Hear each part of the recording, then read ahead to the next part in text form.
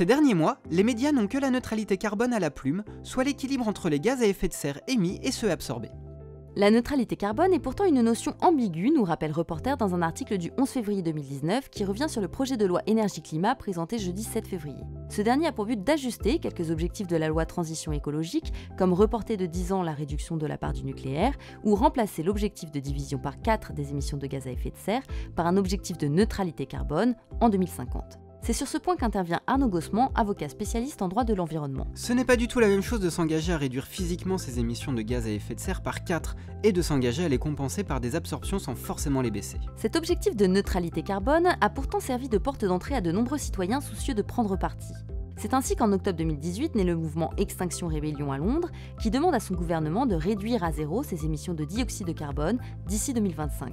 Initié par l'organisation citoyenne Rising Up, le mouvement prône la désobéissance civile, soit le refus public d'un peuple de se soumettre à son gouvernement, ici par le biais d'actions non violentes. Une idée qui gagne de nombreux pays à travers le globe, dont la France où Extinction Rébellion se déclarera officiellement en rébellion le 24 mars, comme nous l'indique un article d'Uzbek Erika du 10 février 2019.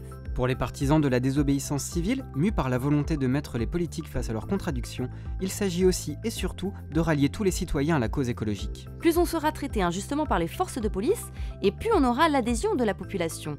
L'idée est de faire boule de neige et que plein de petits groupes autonomes de désobéissance civile se forment. Espère ainsi Cécile d'Extinction Rébellion France. À cette militante, le journaliste oppose le scepticisme de Sandra Logier, philosophe. Il faudrait une action de désobéissance civile qui suscite une répression particulièrement forte pour créer un électrochoc dans la population. Mais cela nécessite de passer à un niveau de lutte auquel la plupart des gens ne sont pas prêts.